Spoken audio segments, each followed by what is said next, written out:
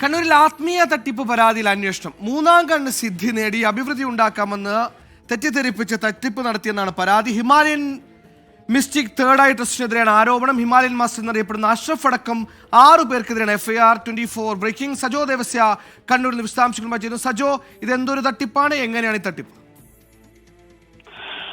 Suhail, Himalayan mystic third eye trust ഭാരവാഹികൾക്കെതിരെയാണ് Kannur town police FIR register ചെയ്തിരിക്കുന്നത്.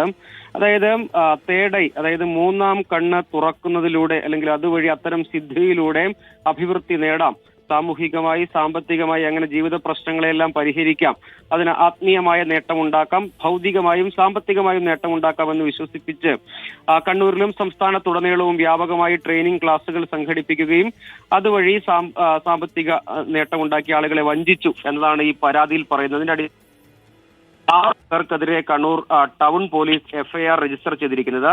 ഈ ട്രസ്റ്റിൽ ഇതിന്റെ ആത്മീയ ഗുരു എന്നൊക്കെ അവകാശപ്പെടുന്ന, ഹിമാലയൻ മാസ്റ്റർ എന്നൊക്കെ അവകാശപ്പെടുന്ന പെരുമ്പാവൂർ സ്വദേശി അഷ്റഫ്, KS പണിക്കർ, അനിരുദ്ധൻ, സനൽ, വിനോദ് കുമാർ, അഭിന്ദ് കാഞ്ഞങ്ങാട് ഇങ്ങനെ 6 പേർക്കെതിരെയാണ് കേസ് എടുത്തിരിക്കുന്നത്.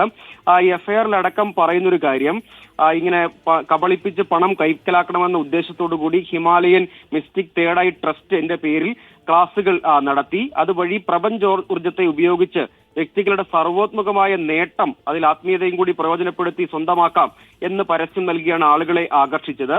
കേരളത്തിലുടനീളം ക്ലാസുകൾ നടത്തി, അതുവഴി ഓരോ ക്ലാസ്സിലും 10,000 മുതൽ 30,000 രൂപ വരെയും, പിന്നീട് ഓരോ ഘട്ടം ദീക്ഷ സ്വീകരിക്കുന്നു എന്നൊക്കെ വിശ്വസിപ്പിച്ച് പല ഘട്ടങ്ങളിലായി ലക്ഷങ്ങൾ അതുവഴി ആളുകളെ വഞ്ചിച്ച് നേടിയെടുത്തു എന്നാണ്. അങ്ങനെ പല ഘട്ടങ്ങളിലായി പലരിൽ നിന്നായി കോടികൾ തട്ടി എന്നൊക്കെ ഈ പരാതിയിൽ പറയുന്നുണ്ട്. പരാതിയിൽ പറയുന്ന പല കാര്യങ്ങളും അങ്ങേയറ്റം കൗതുകകരമാണ്.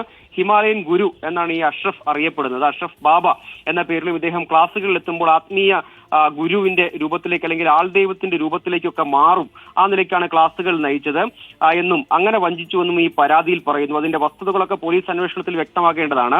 പോലീസ് പ്രാഥമികമായി FIR രജിസ്റ്റർ ചെയ്തിട്ടുണ്ട്. വിചാരിച്ച കാര്യങ്ങൾ നേടാൻ കഴിയും, സാമ്പത്തിക ബുദ്ധിമുട്ട് മാറും, രോഗദുരിതങ്ങൾ മാറും, കുടുംബ പ്രശ്നങ്ങൾ, അങ്ങനെ മറ്റ് പ്രതിസന്ധികളെല്ലാം പരിഹരിക്കപ്പെടും എന്നൊക്കെ വിശ്വസിപ്പിച്ചു എന്ന് ഈ പരാതിയിൽ പറയുന്നു. അങ്ങനെ ഒരു ഗുരുവാണ്, ആ ഗുരുവിനെ കാത്തു നിൽക്കാതെ തൊഴിലെടുത്ത് ജീവിക്കാൻ നമ്മൾ ഒരുങ്ങുമ്പോൾ തട്ടിപ്പുകളിൽ നിന്ന് നമുക്ക് അകന്നു നിൽക്കാൻ കഴിയും. സജോ ദേവസ്യാണ് വാർത്തയുടെ വിശദാംശങ്ങൾ നൽകിയത്.